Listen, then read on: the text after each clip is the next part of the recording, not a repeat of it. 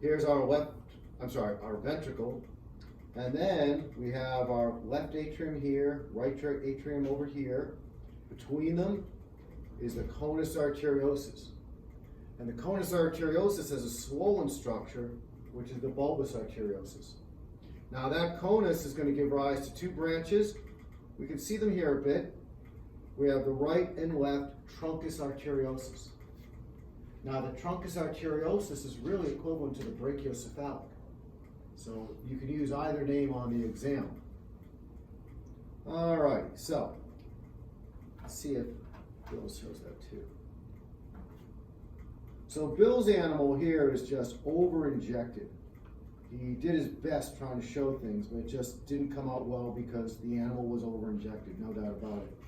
Obviously, it's easy to tell the ventricle from the atrium, but here again is our right truncus arteriosus.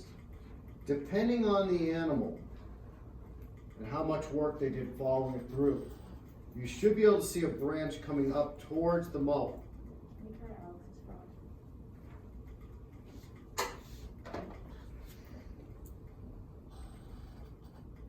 Well, the color is on the harder grade. So here we can see ventricle, atrium, conus arteriosus with bulbus. Again, the branching coming off on the left side of that a bit. So as you'll see on the left truncus arteriosus, eventually, with a little more queen, you'll be able to see a branch going up, which, oops, my finger's blocking, sorry, branch going up, which will be the common carotid, and then the branch curving on down will be the pulmocutaneous. To be honest, we don't have good specimens on that. I'm not going to tag it, because I know a lot of the animals' hearts weren't that great. All right, so let's see if we have back here, a couple of animals are showing, let's see. Here's the lung. And on some of the animals, you'll actually see the branch going into the lung, which will be the pulmonary artery. This one doesn't show it. Let's see.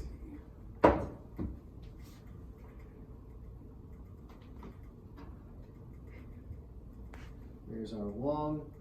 And that doesn't show very well on this one either. Let's go through some of the other organs and all that as we go. So on this animal here, let's spread that out a bit. You almost need 3 hands for these little guys. On the day of the exam, we'll have everything pinned out, not to worry. There's the lung. In here, we should be able to see, coming across, there's again, oh, she does have it showing, good. So here we have the left truncus, there's our carotid branch going up.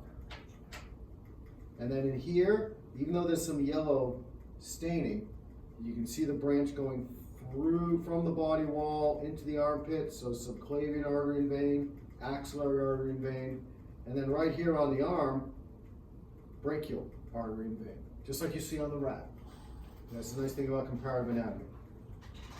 Here's the ventral abdominal vein, which of course is really large, and you know why it's really large, because it's 2 blood vessels that fuse together, right? Right lobe of the liver, left lobe, and then the median lobe. Now remember that median lobe can be in a number of places.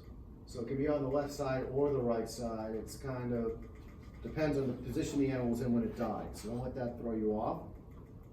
Here we see the stomach, lesser curvature, greater curvature, cardia, pylorus. And then of course, what's a little different on these animals than your rat or your shark is that the pancreas is on the lesser curvature of the stomach, as opposed to the greater curvature. And we don't have a dorsal or ventral lobe like we do in the shark, we just have pancreas. Of course, one other structure up here, between the two, the right and left lobe of the liver, we see this little green sac, and that's the gallbladder. All right, let's continue on down here. Obviously, this is a female with our ovary, the nice well-developed eggs. There's our oviduct, right? Here we have the intestines. Remember, this is a tetrapod, so we do have a large versus small intestine. So there's all small. Over here we have our large intestine. You see a big difference in the diameter Amphibians have a duodenum and then an ileum. And then, of course, the large intestine, a lot of times referred to as simply just the rectum in a lot of lab books. But that would just be the large intestine with the rectum being down there. This little brown lump here is your spleen. Having removed the female reproductive tract on the left side, we can see the kidney very nicely. There's our mesonephric kidney. Blood is brought to it by the renal portal vein. You can actually see afferents bringing blood in. That blood's going to be processed and picked up by the post cava. And in this case, you can even see efferent renals connecting into the post cava. Probably won't tag them, but that should make more sense as you see it. All right, so here is something interesting that this animal shows very nicely. Right above the kidney, you can see two pink vessels right near the lung.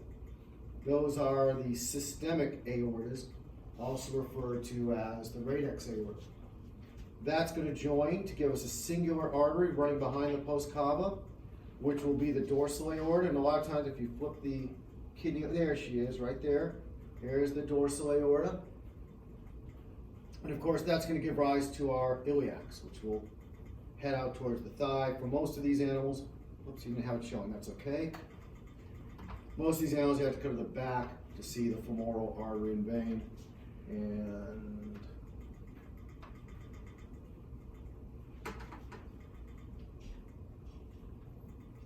looks like no luck on that, but that's okay. Those are pretty straightforward. If I tag something here, you should be okay. All right, so let's see what else. Now we get to the tough stuff. Because these blood vessels are all pretty easy to see. But now, again, there's our systemic aorta, dorsal aorta. We have this branch coming off here, celiaco-mesenteric.